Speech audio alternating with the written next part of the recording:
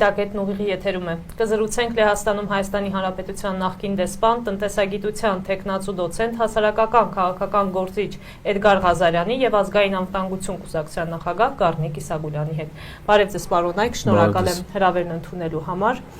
Այսօր ապրիլի 24-ն է, հայոց մեծ Եղեռնի 110-րդ տարելիցը։ Տարբեր երկրներում մեր անմեղ զոհերի հիշատակին այսպես ոգեկոչման արարողություններ են կատարվում, երեկ էլ ջահերով երթ տեղի ունեցավ ոչ միայն Հայաստանում, այլև Սփյուռքում, տարբեր տեղերում։ Հիմա, պարոն Ղազարյան, հարցս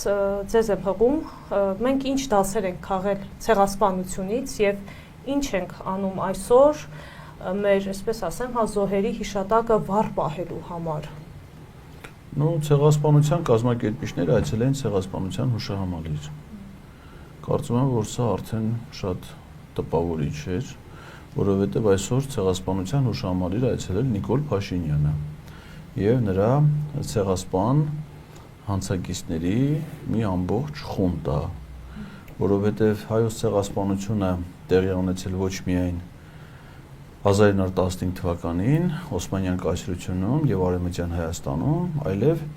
2023 թվականի սեպտեմբերին Արցախում։ Եվ 2023 թվականին տեղի ունեցածը 15 թվականի իրադարձություններից տարբերվում է միայն մասշտաբներով, որ 15 թվականին դա առավել մեծ մասշտաբների է եղել, բայց ցեղասպանության որպես հանցագործության ՄԱԿ-ի կողմից սահմանված ձևակերպումների շրջանակներում ցեղասպանությունը չի գնահատվում զոհերի քանակով, աշխարհագրական ընդգրկումով եւ ծավալներով։ Այն բնութագրվում է իր գործողության բնույթով։ Այսինքն մարդուն մի ամբողջ էթնոսի, ոչ թե մեկ հոգու, ոչ թե մեկ, այլ մարդկանց խմբի բնաջնջել եւ տեղահանել միայն ու միայն իրենց ազգային պատկանելիության համար։ Դա է համարվում ցեղասպանությունը։ 2023 թվականին ինչ-որ տեղի ունեցել Արցախում, դա ցեղասպանական հանցագործություն է։ Եվ այդ ցեղասպանությունը իրականացրել է ոչ միայն Ադրբեջանի ռազմաքաղաքական ղեկավարությունը, Ադրբեջանի նախագահ Իլհամ Ալիևի գլխավորությամբ, այլ ցեղասպանությունը նախապես պլանավորվել եւ կազմակերպել է մի խումբ այլ անձանց կողմից, որոնց թվում է եղել Հայաստանի վարչապետ Նիկոլ Փաշինյանը, արտաքին գործերի նախարար Արարատ Միրզոյանը, Ազգային ժողովի փոխնախագահ Ռուբեն Ռուբինյանը։ Ես պատահական չեմ թվարկում այդ 3 անձանց անունները, որովհետև 2022 թվականի հոկտեմբերի 6-ին Պրահայում հայտնի հայտարարությունը ստորագրելու արարողությանը այդ 3-ը ես հիշում եմ կադրերում։ Նիկոլ Փաշինյանը նաև որպես այդ փաստաթուղթը ստորագրող, իսկ նրա մյուս 2 հանցակիցները որպես այդ գործընթացի մասնակիցներ։ Իդեպ նրանք նաև պատահական առաքելություն չունեն։ Նրանցից մեկը արտաքին գործերի նախարարն է, կոնկրետ իր պատասխանատվության շրջանակներում, մյուսը չնայած այն բանին, որ ազգային ժողովի փոխնախագահ էր եւ նման իրավասություններ չուներ, սակայն ստանձնել է հայ-թուրքական հարաբերություններ զարգացնելու գործընթաց։ Իդեպ ասեմ ձեզ, որ այս գործընթացի մեկ այլ կազմակերպիչ է համարվում 23 թվականի հայոց ցեղասպանության Թուրքիայի նախագահ Ռեջեփ Թայիփ Էրդողանը, որի հետ 2022 թվականի հոկտեմբերի 6-ին տեղի ունեցել Նիկոլ Փաշինյանի հանդիպումը, ինչև Պրահայի հայտարարությունը ստորագրել է, եւ դա եղել է Նիկոլ Փաշինյան Ռեջեփ Թայիփ Էրդողան առաջին երկկողմ ձևաչափով հանդիպումը,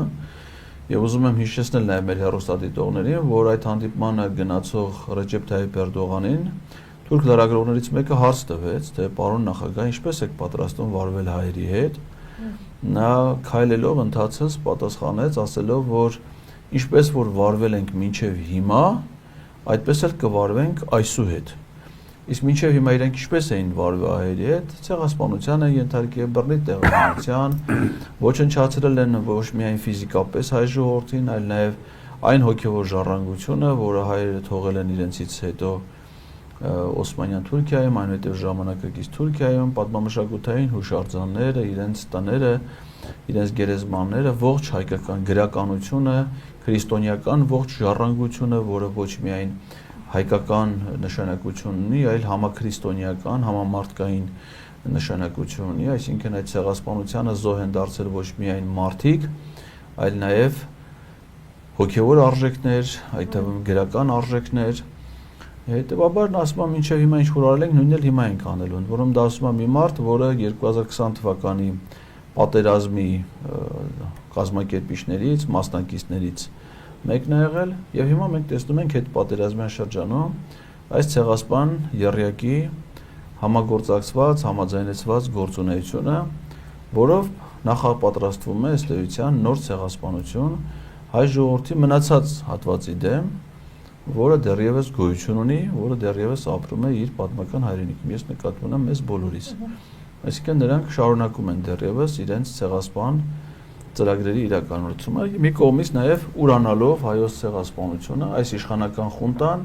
բազմիցս հայտարարել է, խախտելով Հայաստանի անկախության հռչակագրի պահանջները, խախտելով Հայաստանի ազգային անվտանգության ռազմավարությունը, խախտելով կառավարության գործունեության ծրագիրը, նրանք հայտարարում են, որ հայոց ցեղասպանության ճանաչումը եւ դատապարտումը միջազգային ատյաններում, այլ պետությունների կողմից, միջազգային կազմակերպությունների կողմից այլևս օրակարգային հարց չէ։ Նիկոլ Փաշինյանը նույնիսկ իր առանձին հարցազրույցներում անգամ հայ ժողովրդին է մեղադրում ցեղասպանության մեջ, ասում է, որ դա որ չէ հայերին ցեղասպանել, եթե հայերը իրենք շուզեին ցեղասպանվել, դա մեխանիկա է եղել, այդ մեխանիկայի կրողն ենք մենք, ցեղասպանության մեխանիկա, այդպես ցնդաբանությունները երկնել։ Դրանից առաջ նա նաև 2023 թվականին Ռուսաստանին է մեղադրել հայոց ցեղասպանության հարցում, ասելով, որ Ռուսաստանը այդ ժամանակ հետ է քաշվել, որից հետո անպաշտպան ժողովրդին, որը ուներ պրոռուսական կողմնորոշում, թողել է Թուրքիայի առաջ մենակ, այսինքն անմիտ մեղադրանքները նաև ռուսների, այսինքն ինքը թուրքերից բացի բոլորին այդ թվում է հայերին, ռուսներին, բոլորին մեղադրում է հայոց ցեղասպանության մեջ, բացի թուրքերից։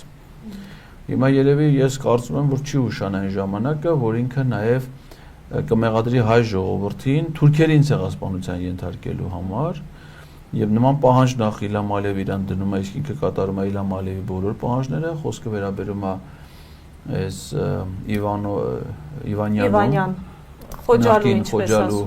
բնակավայրում ադրբեջանցիների կողմից սեփական ներքաղաքական իրավիճակով պայմանավորված լարվածությամբ տեղ ունեցած ողբերգական իրադարձություններին ներողություն եմ խնդրում, որի մասին Ադրբեջանի նախկին նախագահ Մութալիբովը հայտարարել է, որ դա ադրբեջանական կազմակերպած գործընթաց է եղել ներքաղաքական իրավիճակով պայմանավորված։ Հիմա Իլհամ Ալիևը պահանջում է, որ դա բարդվի այս ադրբեջանական խժդժությունները եւ դրանց հետևանքները հայերի վրա եւ դա որակվի որպես ցեղասպանություն եւ պատասխանատվության կանչեն մեր երկրի ռազմաքաղաքական ղեկավարությանը դրա համար։ Մյուս կողմից նաեւ իրենք կարող է Նիկոլ Փաշինյանը ասի նաեւ շարունակի Էրդողանի այն թեզը, որ այդ առաջի համաշխարհային պատերազմի ժամանակ Թուրքիայի ներքին կյանքում տեղի ունեցած այդ ողբերգությունների նաեւ հայերն են մասնակցել, իրանք ասենք օրինակ կարող են մեղադրեն։ Ես վստահ եմ, էլի, ասիկան ինչ որ թուրքերն ասում են, սրանք էլ են ասում։ Օրինակ մեր հայդուկային շարժումը, ֆիդայական շարժումը, կարծում եմ, որ նրանք կմեղադրեն, կասեն, որ օրինակ ենթադրենք Անդրանիկը, Արաբոն, Գեորգ Չաուշը, Աղբյուր Սերոպը, Քերին, Մախլուտոն, նրանք եղել են ահաբեկչական խմբավորումների ղեկավարներ, որոնք որ Թուրքիայի կանոնավոր բանակի դեմ ոտնձգություններ են կատարել, այսինքն ոչ թե ինքնապաշտպանական ջոկատ են ստեղծել իրենց սեփական ժողովրդին ցեղասպանությունից փրկելու, պաշտպանելու, ինքնապաշտպանություն կազմակերպելու համար,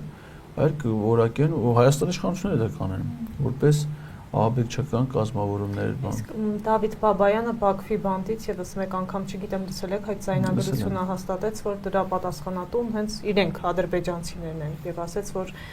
մեր մասին մի մտածեք, կոչ էր հղել, որ ամեն ինչ նորմալ է եւ ադրբեջանական մամուլը սխալ ինֆորմացիա է։ Արժանապատիվ կեցվածք են դրսևորում Բաքվի բանտում ապօրինի պահվող մեր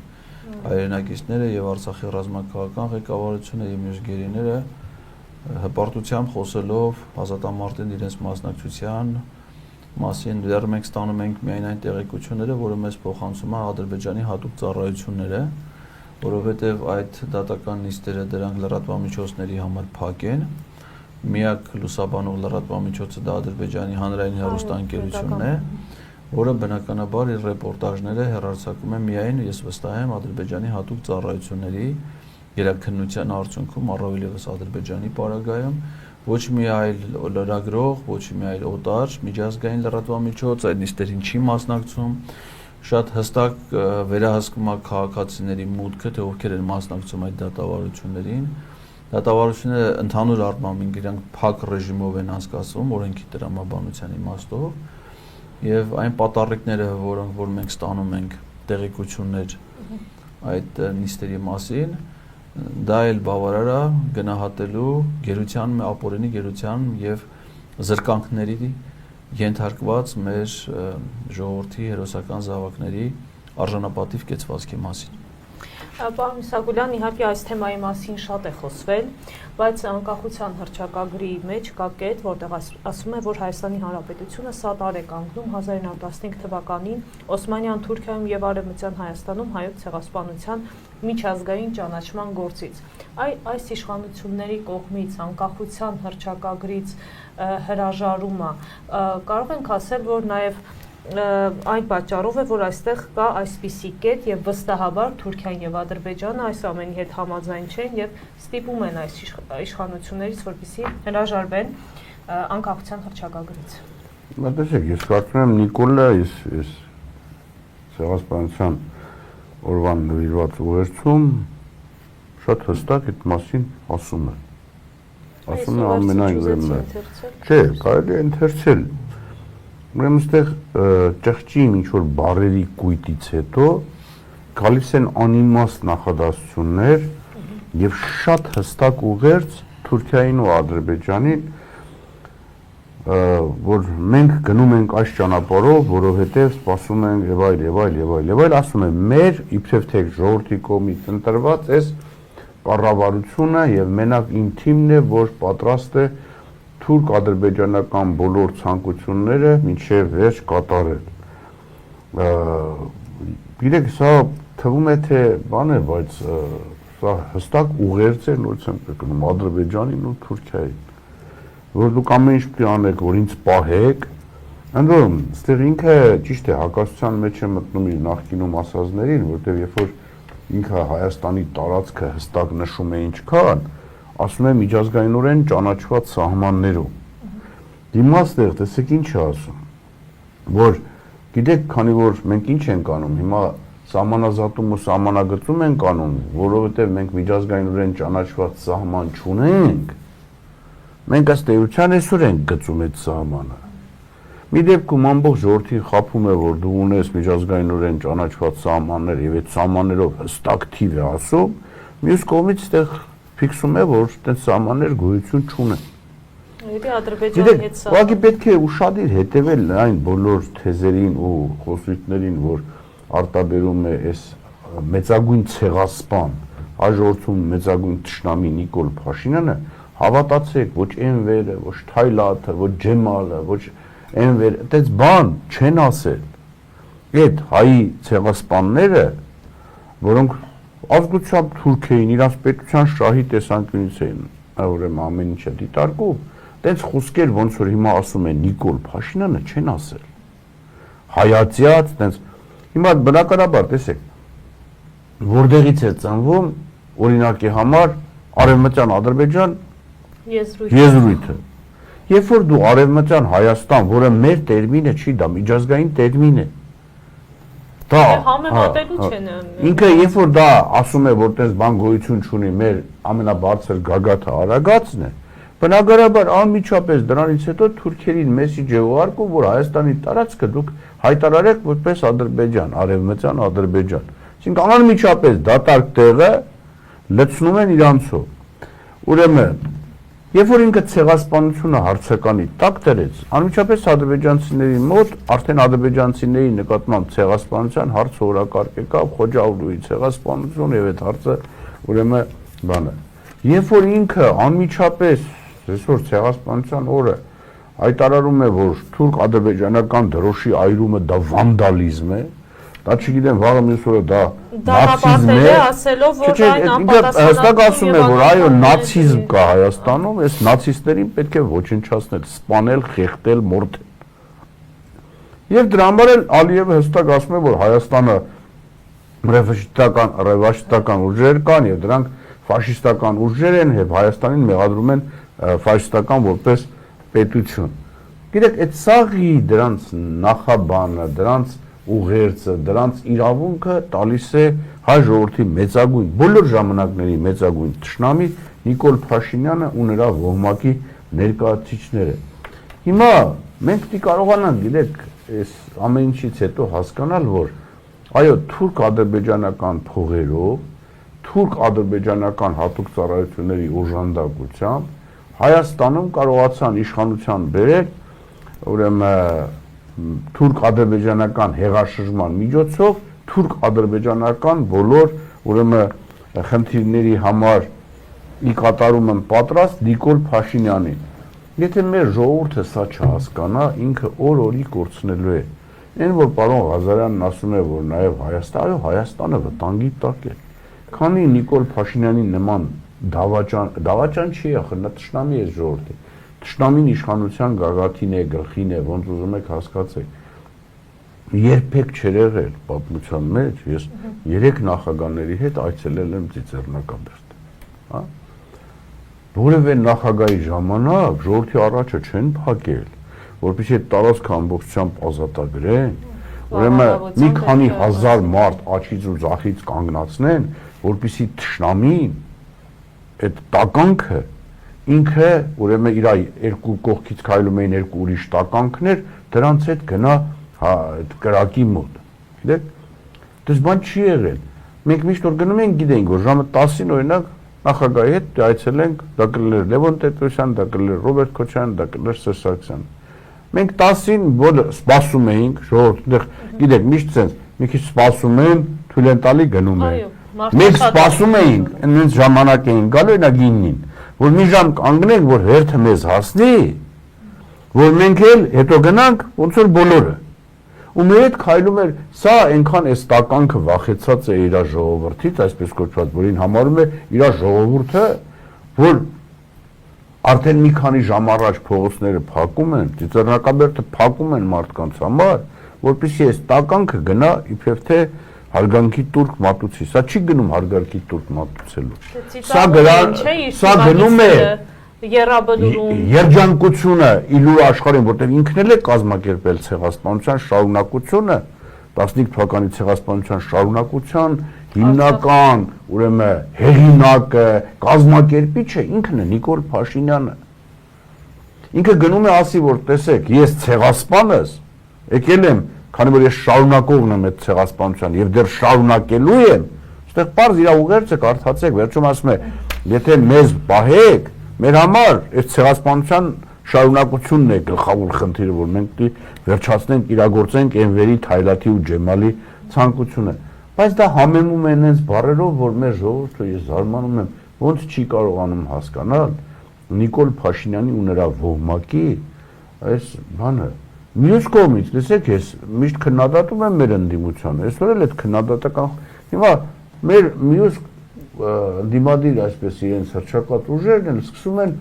թե ում ժամանակ, ինչ է տեղի ունեցել, քանի երկիր է, ընկերներ, մեր համար էական չի, քանի երկիր կճանաչի ցեղասպանությունը, քանի երկիր չի ճանաչի։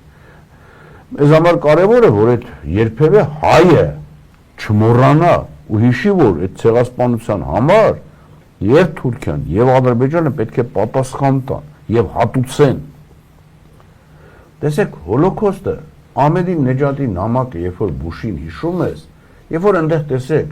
փաստեր էր վերում, որ այդ ժամանակ 6 միլիոն հրյա չի եղել, որ այդ ժամանակ չգիտեմ եւ այլ, որ այդ մարդիկ իրենց պատմական հայրենիքում չեն եղել, իրանք ընդհանրակը ուրիշ տարածքում, ուրիշ եւ այլ, դրա արդյունքում առաջացել են օրինակ ինչ-որ զոհեր, ինչ-որ այն քանակի, որը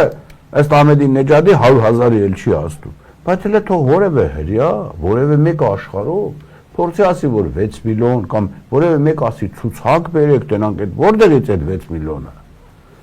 Հրյանները այդ մարդուն կքարատեն։ Մեր երկրի իշխանությունը զավթած թուրք-ադրբեջանական փողերով իշխանության եկած Նիկոլը եւ նրա ոհմակը ոչ միայն կասկածի տակ են դնում, այլ ցուցակ են ուզում, դեռ մեզ են մեղադրում այդ ամեն ինչի մեջ, որ մենք ենք ուրեմն եւ որևէ մի հայ զարմանալիորեն այդ խնդիրը չի դարձնում իր անձնական խնդիրը եւ որոշի, որ ոնց որ մյուս ցեղասպաններին, Էնվերին, Ջեմալին, Թայլաթին, Գիտեք, երբ որ ինչ-որ մեկը գալիս է քո ազգը ցեղասպանելու եւ դու չես կանխարգելիչ գործողություն անում, այդ նշանակում է դու ինքդ համակերպված ես ու պատրաստ ես այն գառնուկի նման գնալ կառափնարան մեռնելու։ Ես կուզենայի, որ մեր ընդդիմադիր գործիչները այդ ուղղությամբ մտածեն։ Դեռ կանդրադառնանք ընդդիմության գործունեությանը, պարոն Ղազարյան։ Իդեպ կներեք, ես այսօրվա հուշահամալիր այցելության հետ կապված եւս մի կարևոր հանգամանքի վրա եմ ուզում մեր հեռուստադիտողների ուշադրությունը հրավիրեմ, որ 2021 թվականից, երբ որ Հայաստանյաց առաքելական Սուրբ եկեղեցին պահանջեց վարչապետի հրաժարականը հետպատերազմյան շրջանում, այդ պահից արդեն ամենայն հայոց կաթողիկոսը չի հրավիրվում պետական արարողակարգի որևէ միջոցառման։ Սարդարապատի այդ թվում նաև ոչ միայն Սարդարապատ, այլ նաև Եռաբլուր парքի Պանթեոնում տեղ ունեցող պաշտոնական միջոցառումներին, ինչպես նաև հայոց ցեղասպանության հուշահամալիրում տեղ ունեցող ոգեկոչման արարողություններին։ Պարոն Իսագուլյանը հիշեցրեց նախորդ նախագահների այցելությունները հուշահամալիր, դրանք բոլորը առանց բացառության եղել են ամենայն հայոց կաթողիկոսի մասնակցությամբ եւ վեհապար հայրապետը ոչ միայն արարողակարգային մասնակցություն է ցուցաբերել, այլ իր հանդիսապետությամբ մատուցվել է հոգեհանգստյան հատուկ կարգ ի հիշատակ հայոց ցեղասպանության նահատակների։ Առավել եւս 2015 թվականից ի վեր, երբ Հայաստանյաց առաքելական Սուրբ եկեղեցին որոշում կայացրեց եւ սրբադասեց հայոց ցեղասպանության նահատակներին, եկեղեցու դերը արդեն մեր իր կողմից սրբադասված սուրբ նահատակների հիշատակի հավերժացման իմաստով դարձել է բացառիկ եւ ընդ որում այդ սրբադասումը ուներ շատ մեծ խորհուրդ եւ յուրահատկություն, որ մինչ այդ եթե եկեղեցիները ոչ միայն հայաստանյաց եկեղեցին, այլ նաեւ հռոմեակաթոլիկ եկեղեցին, ուղղափառ եկեղեցին որոշումներ են կայացնում սրբադասումների վերաբերյալ, դա անում են անհատ սրբերին, այսինքն մարդկանց կոնկրետ անհատների են սրբադասում, բայց հայոց ցեղասպանության սուրբ նահատակները սրբադասվել են անորոշ թվով, ոչ անձնավորված, այսինքն նա սուրբ են ճանաչվել բոլոր նրանք, ովքեր որ նահատակվել են հանուն իրենց հայրենիքի եւ հանուն իրենց քրիստոնեական հավատքի։ Այդ իմաստով ինչու՞մ է դրա խորհուրդը, որ այդ սրբադասումը վերաբերել է նաև Արցախյան հերոսամարտում նահատակված մեր հայրենակիցներին եւ 2023 թվականի ընթացքում Արցախի շրջափակման օրերին եւ սեպտեմբերյան ագրեսիայի հետևանքով եւ դրանից հետո նահատակված մեր արցախցի քույրերի եղբայրներին, նրանք նույնպես ըստ էության դասվել են այդ իմաստով, այդ խորհրդով սուրբ նահատակների դասում եւ դրանով նաեւ սրբագործվել եւ սրբաօծվել է մեր հայրենիքի արցախյան հատվածը։ Այսինքն Արցախի հանդեպ այլևս որևէ ուրացում, ինչպես նաեւ ցեղասպանության որևէ ուրացում, դա քրիստոնեական եւ եկեղեցական իմաստով այլևս կարող ենք ասել սրբապղծություն է։ Եվ մենք գործ ունենք սրբապիղձների հետ, որոնք վախենում են վեհապար հայրապետի ներկայությունից, իհարկե վեհապար հայրապետը ամենայն հայոց կաթողիկոսը այսօր Մայրաթոր Սուրբ Էջմիածնում տեղի ունեցել հայոց սուրբ նահատակների ոգեկոչման կարգ, որից հետո վեհապար հայրապետը իր հոգևոր դասի ներկայացուցիչների հանդիսավոր թափորով հազարավոր քրիստոնյա զավակների ուղեկցությամբ իր այցելությունն ունեցել Ծիծեռնակաբերդի հուշամալիր, բայց ոչ մի կողմից դա նաև լավ է, որ վեհապար հայրապետը իբրև մեր հոգևոր առաջնորդ, մեր ժողովրդի հոգևոր ղեկավար, իրեն նաև ինքն է իրեն զատ պահում հայ ժողովրդի թշնամիներից, եթե մտածում եմ Էրդողանը երբևէ կայցելի հուշամալիր թե չէ, եթե լինի վեհապարը նրան չի ուղեկցի։ Պարոն Ղազարյան, տեսեք, Նիկոլ, նախ ջահերով երթի ժամանակ դա ընդունված ավանդույթ է, վառում են երկու թշնամիների, Թուրքիայի եւ Ադրբեջանի դրոշները։ Եվ չգիտես ինչու, Նիկոլ Փաշինյանը, չնայած լավ էլ գիտենք ինչու, խոսելով դրա մասին ավելի շուտ Նազարի Բաղդասարյանն է նրա անունից խոսել, բայց հասկանում ենք, որ դա Նիկոլ Փաշինյանի կարծիքն է։ Դե Նազարի Բաղդասարյանի ֆունկցիան հենց դա է։ Իհարկե ինքը ուրիշ ֆունկցիաներ էլ ունի, պաշտոնական բանակցությունների հետ, օրինակ ինքը ԱՄՆ նախկին պետքարտուղար Էնթոնի Բլինքենի հետ բանակցություններ ա վարել, որի նաև ներկա եղել Նիկոլ Փաշինյանը իր կարմիր պիջակով։ Բայց իր հիմնական ֆունկցիան Նիկոլ Փաշինյանի մտքերը հանրությանը փոխանցելն է։ Ասել է, որ նախ դատապարտել է այդ գործելակերպը, այն համարելով անպատասխանատու եւ անընդունելի։ Իհարկե գաղտնիք չեմ բացահայտի, եթե ասեմ, թե հենց ձեր նշած, երբ որ Արցախը հայաթափվեց ադրբեջանցիների թեթև ձեռքով, թե քանի դրոշ է բղծվել, քանի մարդկանց կյանքեր է խլվել ադրբեջանցիների կողմից, թե քանի որ դրոշների մասին ենք խոսում, Արցախի դրոշը պատկերացնում եք, չէ, ադրբեջանցիները այդ պահին ինչ են արել, վառածել կլինեն, չգիտեմ եւ այլն։ Օրինակ այդ փաստը Նիկոլ Փաշինյանին այդքան չի հուզել, որքան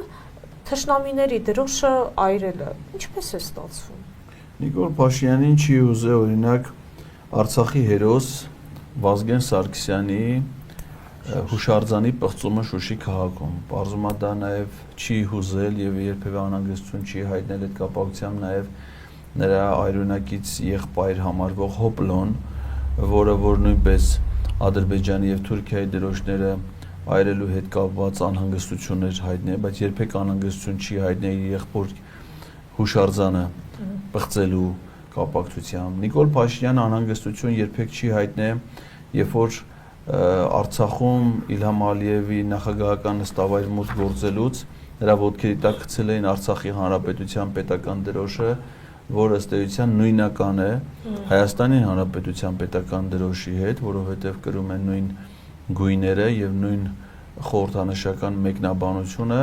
իր սիմվոլիկ առանձնահատկությամբ Արցախի առանձնացվածության նշանով, բայց դա ըստ էության նաեւ Հայաստանի Հանրապետության պետական դրոշ է եւ ինքը որևէ անհանգստություն չի հայտնել դրա կապակցությամբ։ Ավելին, ես հիշում եմ, որ մամուլում կային տեղեկություններ, համենայն դեպս այն ժամանակ ազգային ժողովի падգամավոր Էդմոն Մարուկյանն էր այդ հարցը բարձրացրել, որ Հայաստանում Ռուսաստանի դեսպանության, Ռուսաստանի դրոշի պղծումը տեղի ունեցել եւ դա իրագործող անձը Նիկոլ Փաշինյանի կողմից նշանակվել է Արագածոտնի մարզպետ։ Այսինքն ոչ միայն չի դատապարտվել, օրինակ Թուրքիան եւ Ադրբեջանը մեր ազգային անվտանգության ռազմավարության մեզ համար անվտանգային սպառնալիքներ ներկայացնող թշնամական պետություններ են, բայց Ռուսաստանը հենց այդ նույն փաստաթղթով մեզ համար բարեկամ, եղբայրական եւ դաշնակից պետություն է։ Պաստորեն Ռուսաստանի դեմ, Ռուսաստանի խորհրդանիշների դեմ ոտնձգություն կատարած անձին կարող են ոչ միայն չդատապարտվել, այլ նաեւ պաշտոնների նշանակվել, իսկ Ադրբեջանի եւ Թուրքիայի դրոշները այրելը համարում են ոտնձգություն եւ դատապարտելի։ Իհարկե ես հասկանում եմ Նիկոլ Փաշինյանի ապրումները։ Ես էլ ասենք, որ Ջերմուն գրուպ ընկերությունում աշխատում եմ, թե ընկերության դրոշը խորհրդանիշները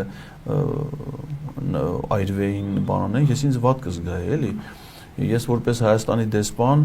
միշտ վատ կզգայի եւ վատ եմ զգացել, թե մեր պետական խորհրդանիշի նկատմամբ ոտնձգություններ անեն, այդ թվում նաև ինձ հաջորդող դեսպանի կողմից, ով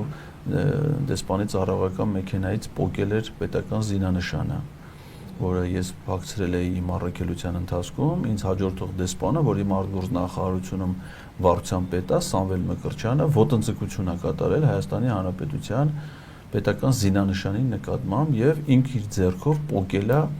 զինանշանը, այսինքն կարող անձամբ չի արել, բայց հանձնարարել է, որ դեսպանի ծառայողական ավտոմեքենայից հեռացնեն պետական զինանշանը։ Դա համարվում է դիվանագետ։ Եվ ստացել է բարձր պաշտոն։ Այո, հիմա դրանից նշանակվել է արտաքին գործերի նախարարությունում Եվրոպայի վարչության պետն է հիմա։ Օրինակ Նիկոլ Փաշինյանը կուզեր, որ ես ինձ վատ կզգայի, օրինակ վատ եմ զգացել, որ իմացել եմ, որ մեր խորհրդանիշի նկատմամբ ոտնձգություն արվել առավել եւս դեսպանի կողմից։ Հիմա նույն ձևի Նիկոլ Փաշինյանն էլ թրքահապատակ է, այսինքն նա բնականաբար եթե մենք հայերով վատ կզգանք, եթե մեր դրոշը այրեն, մեր խորհրդանիշները, օրինակ ասենք ինչքան վատ ենք զգում, չէ՞, որ լսում ենք Նիկոլ Փաշինյանը, որը անարգանքի կամ կրթության, գիտության, մշակույթի, սպորտի նախարարը անհարգալից խոսույթներ է հնչեցրել մեր զինանշանի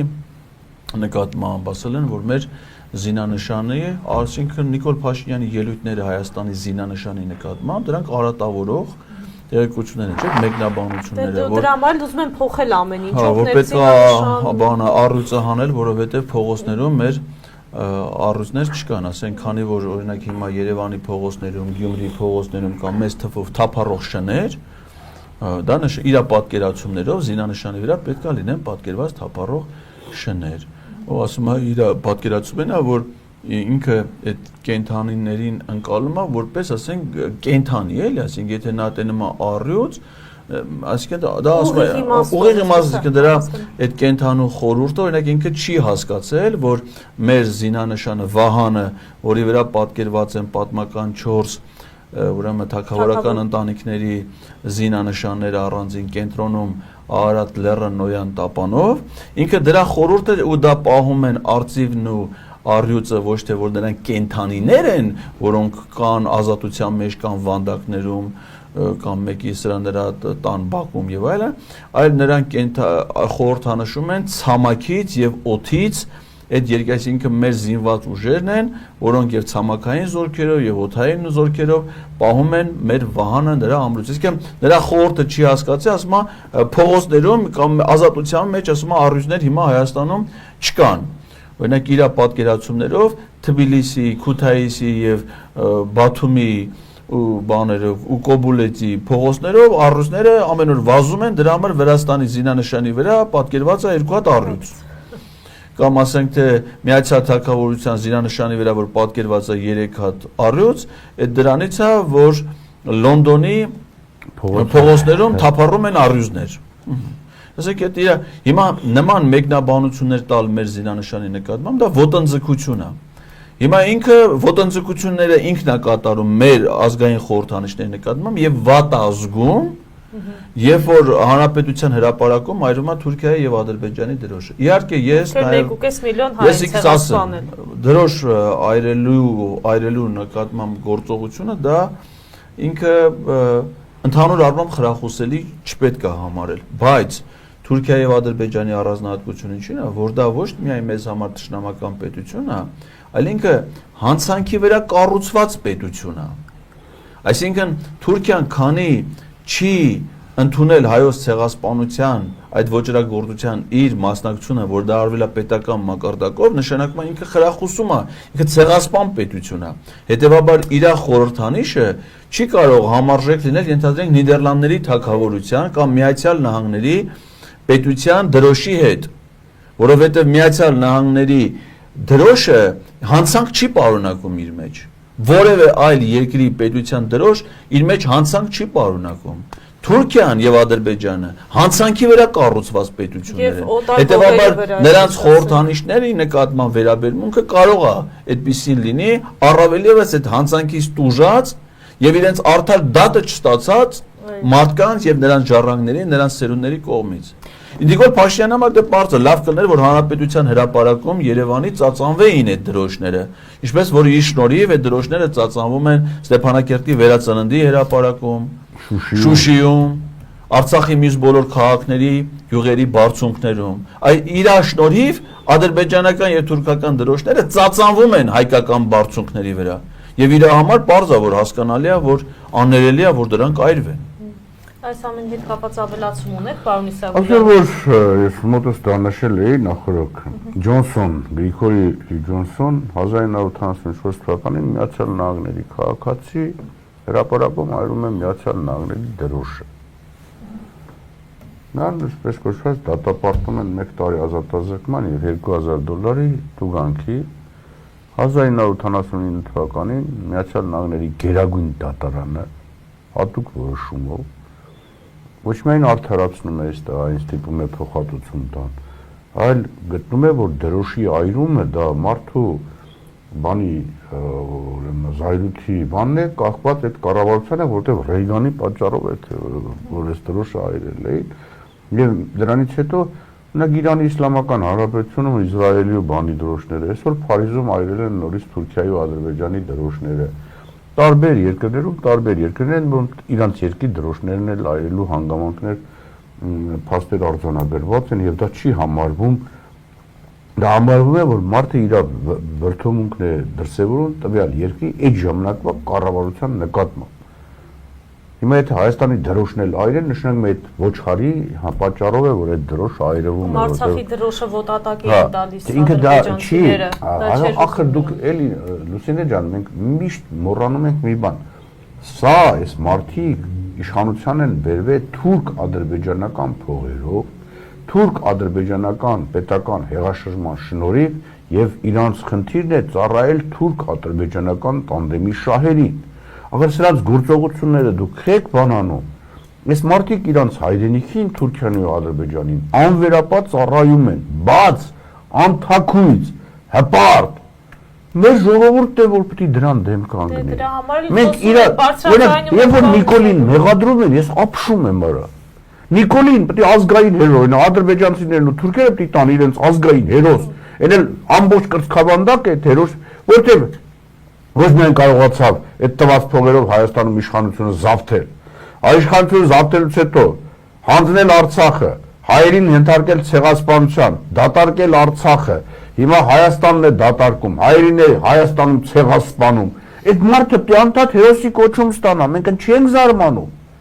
Այդ մարդը այս երկրի ու հայ ժողովրդի թշնամին է, մեծավ հավատացեք, հայ ժողովուրդ, ոչ Էնվերը, ոչ Ջեմալը, ոչ Թայլաթը ավելի մեծ ոչրագործ չեն եղել հայ ժողովրդի համար, քան Նիկոլը եւ նրա թիմակիցները։ Մենք ինչի վրա ենք զարմանում։ Այ Նիկոլը ոնց եղավ, խի սենց արավ, խի սենց ասեց։ Այսօրվա իր ուղերձում էլ ասում է ձեր ցավը տանեմ, դու շատ լավ եք արեք կոտորել եք, շարունակությունը ես եմ անում ու լավ եմ անում։ Հիմա այդքանից հետո մենք ինչի վրա ենք զարմանում։ Ինչ որ Բաղդասարյան, ով է Նազելի Բաղդասարյանը ասեց, որ դատապարտում են, բնականաբար պետք է դատապարտե։ Պետք է Նիկոլը դատապարտի, որ իր դրոշը, Ադրբեջանի ու Թուրքիայի դրոշները, դա իր սրտի դրոշ, մոռացել եք Էրդողանի գիրքը ոնց էր կրկին սեղմել։ Նա կյանքում հայոց պատմության գիրք խորենացու, ավետարանը մեր, Աստվածաշունչը կրկին սեղմած կա։ Մի հատ գիրք է սեղմել իր կրկին, դա իր երկրի հակառակ կողմը, որտեղ գրում է թե ինչպես պետք է ոչնչացնել Հայաստանը, եւ Էրդողանի գիրքը, որտեղ էլի գրված է թե ինչպես Թուրքիան նորից պիտի դարձնել մեծ կայսրություն, որի մեջ պիտի Հայաստանը որպես վիլայեթ էլ չէ, որպես տարածք մտնի։ Համաձայն եք պարոն Իսագուլյանի մտքերի հետ, պարոն Ղազարյան, կիսում եք փոխլրացնում ենք միմյանց այդ իմաստով, որովհետև այո, ամբողջությամբ եմ կիսում պարոն Իսագուլյանի գնահատականները։ Եվ պարոն Ղազարյան, չնայած դուք սրա մասին շատ եք խոսել, պարոն Իսագուլյան, դուք եւս ձեր եթերների ժամանակ մի փոքր շեղվելով թեմայից, օրվա խորհրդից Արթունենք շարժում կա, որը հայտարարություն է տարածել, ձեր թույլտվությամբ ընթերցեմ, հետո մանրամասներ պարոն Ղազարյան կխնդրեմ, որ ներկայացնեք։ Տեղեկացում են մեր հայրենակիցներին, որ ապրիլի 28-ին ժամը 2-ին Հայաստանի Հանրապետության ազգային ժողովի Բաղրամյան փողոցի ընդունարանում Արթունենք շարժման անունից ԱԺ բոլոր падգամավորներին կհանձնվեն Նիկոլ Փաշինյանի խելամիտ ժամկետում 10 օրվա ընթացքում անվստահություն հայտնելու գործընթաց, impeachment, ինչպես հայտնի է, նախաձեռնելու առաջարկով անհատական նամակներ։ Հիմա դուք պարբերաբար եւ պարոն Ղազարյան դուք եւ պարոն Իսագուլյան դուք խոսում եք Նիկոլ Փաշինյանին անվստահություն հայտնելու մասին, բայց մեր ընդդիմությունը կարծես թե սկզբից կողմեր, ինչի եմ այդպես ասում, որովհետեւ երբ սրբազան պայքարներ մեկնարկել, բոլորս հույս ունեինք, որ ընդդիմությունը անվստահություն է հայտնելու, իշխանափոխություն է լինելու, ինչևէ դա տեղի չունեցավ, հիմա կրկին պահանջը նույնն է մնում։ Ինչ եք կարծում, ընդդիմությունը պատրաստ է գնալ այդ քայլին, պարոն Ղազարյան։ Նախ ես ասեմ ձեզ, եթե դա գաղտնիք է որպես գաղտնիք, եթե տեղեկությունն է որպես տեղեկություն, որ այդ նամակների հեղինակներից մեկը ես եմ։ Մենք չէինք էլ կասկածում, պարոն Ղազարյան։ Առաջի արտադրությունն եղել է իմ համակարգչում։ Ես իհարկե մինչև երկուշաբթի դրանց տեքստերի վրա էլի կաշխատեմ եւ անպայման ներկայ եմ լինելու երկուշաբթի օրը ամսի 28-ին, չէ, ժամը 14:00-ին ազգային ժողովի Բաղրամյան մուտքի մոտ, որտեղ ընդունարանն է, ազգային ժողովի падգամավորին հանձնելու նամակներ։ Նամակները նախատեսված են լինելու բոլոր 107 падգամավորներին առանց որևէ բացառության։ Նամակները պարունակելու են ազգային ժողովի որոշման նախագիծ, վարչապետին անվստահություն հայտնելու, մենք հեշտացրել ենք падգամավորների գործը իրենց թողել ենք այնտեղ միայն մի բան ավելացնելու վարչապետի տեխնացուի անուն, որը նախաձեռնության հեղինակների էքսկլյուզիվ իրավունքն է եւ մենք չենք կարող, որևէ մեկը չի կարող ասել, թե падգամավորը իր լիազորությունը ինչպես իրականացնի եւ իրանց մնում է լրացնել միայն վարչապետի իրենց նախընտրած տեխնացուի անվանումը եւ դնել իրենց չափազանց կարեւոր ստորագրությունը այդ նախագծի տակ։ Նախագծի հետ մենք կներկայացնենք նաև հիմնավորում, ինչը որ ազգային ժողովի կանոնակարգ սահմանադրական օրենքի պահանջ է, այսինքն ամբողջ փաստաթղթերի փաթեթը բացառությամբ իրանց ստորագրությունը պատրաստ ներկայացվելու է падգամավորներին։ Իհարկե որ ասում եք 10-օրյա ժամկետ է, դա ես կարծում եմ մի քիչ նույնիսկ երկար ժամկետ է, որովհետև ազգային ժողովի падգամավորները դրանք միամիտ մարդիկ չեն, նրանք շատ լավ գիտեն ծանոթ են մեր երկրի սահմանադրությանը, օրենքներին եւ շատ լավ գիտեն, որ իրենք այդ հնարավորությունը ունեին դեռևս 2022 թվականի օգոստոսի 2-ից 22-ից 23, 23-ից 24, 24-ից այս 2.5 տարի ժամանակը արդեն պլյուս 10 օր են բան կա չէ, որ անեկդոտ կա, որ Գավառցին, որ բան ոսկե ձկնիկ ա գտնում, ասում է ինչ է ուզում, ասում է ուզում եմ, որ Սևանալիչը օղի լինի, երկրորդ ինչ է ուզում, ասում է, որ ինչքան անձրև գածունը հալվի հետ լինի օղի, երրորդ ցանկությունը ասում է մի շիշե պեչատնի արախ։ Ասենք այդքան այդ միասին մի շիշներ չի խառնում։ Հիմա ասենք դες 2.5 տարվա ժամկետի մեջ մի հատ է 10 օր բոնուս։ Հիմա որ մեր падգամավորները եւս մեկ անգամ այս կարևոր հարցի վերաբերյալ կենտրոնացնեն իրենց ուշադրությունը, եթե անհրաժեշտություն ունեն միմյանց այդ քննարկումներ ծավալելու, ես նկատի չունեմ միայն խմբակցությունների ներսում, նաև այլ падգամավորների հետ, այլ խմբակցությունների падգամավորների հետ, անհատական հանդիպումներով, խմբակցություններով, համատեղ քննարկումներով, նիստերով, կարծում ենք, որ 10 օրվա ժամանակը այդ իմաստով բավարար եւ խելամիտ ժամանակ է եւ ակնկալելու ենք դրանից հետո որոշումների։ Պարզավոր իրենք մենք չենք որևէ մեկը չի կարող բռնանալ падգամավորների կամքի վրա, եւ մենք նույնպես չենք կարող եւ նման մտադրություն չունենք, բայց կարող ենք դրանից հետո շատ ավելի հստակեցնել մեր քաղաքական դիրքորոշումները եւ գնահատականները նրանց գործունեության վերաբերյալ։ Պարոն Ղազարյան, հետաքրքիր է, իհարկե եթե գաղտնիք չէ, չեմ ասում իշխանական падգամավորներ կամ եթե հնարավոր է միգուցե նաեւ իշխանական падգամավոր, խոսել եք որևէ մեկի հետ падգամավորներից եւ ընդդիմության եւ իշխանության եւ իրենց կարծիքն է հետաքրքիր կամ խմբակցությունների քարտուղարների հետ։ Ոչ, նման քննարկումներ չի եղել, նման քննարկումների կարիք ըստ էության չկա, որովհետեւ падգամավորներին պետք չի խոսել, ասել թե նրանք ինչպես կատարեն իրենց պարտականությունները։ Որովհետև չգիտեմ։ Չէ, նման բաներ անկեղծ ասած չի եղել, դա կարա լինի միայն այն դեպքում, եթե падգամավորները իրենք դրա կարիք ունենան, այսինքն եթե որևէ падգամավոր ցանկություն հայտնի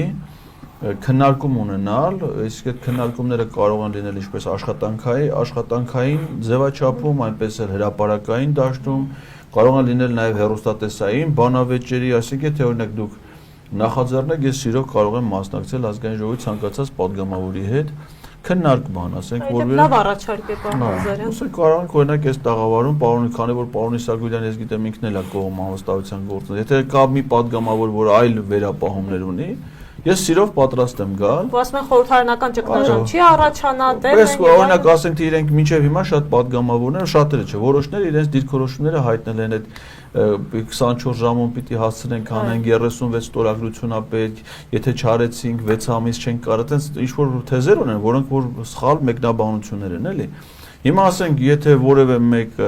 դուք ցանկություն կունենաք կամ եթե որևէ падգամավոր, որ այլ տեսակետ ունի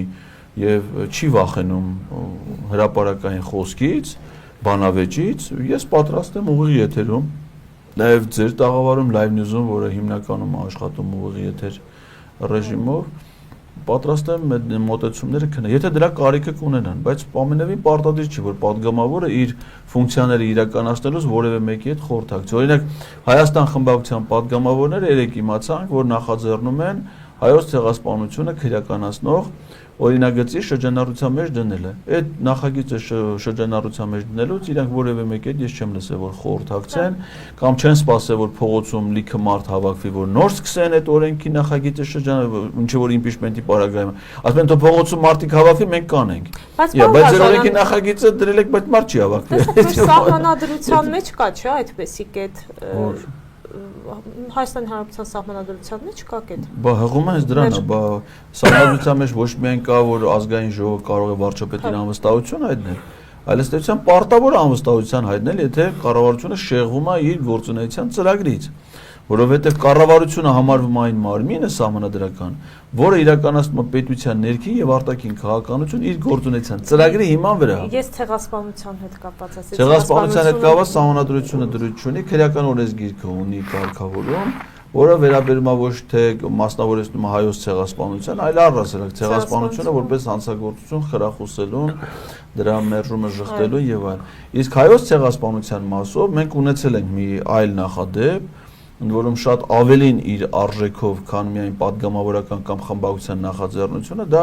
հայաքվե քաղաքացիական օրենսդրական նախաձեռնությունն էր, որը ուներ երկու հոդված քրեական օրենսգրքում քրեականացնելու։ Մեկը վերաբերում էր հայոց ցեղասպանությունը ժխտելուն, մեկը Արցախ-Ադրբեջանի կազմում ճանաչելուն։ Բայց ազգային դեպ դրան կողմ էր քվեարկել մոտավորապես 58000 Հայաստանի քաղաքացի այդ նախագծի օգտին, որ քննարկվի։ Իսկ քաղաքացիական պայմանագիր խմբակցությունում դա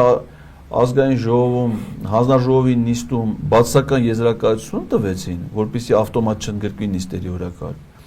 Եվ ազգային ժողովի օրակարգ հաստատելիս դեմ քվեարկեցին, թույլ չտվեցին, որ նույնիսկ ազգային ժողովի լիագումար նիստերի օրակարգը ընդգրկվի այդ հարցի քննարկումին։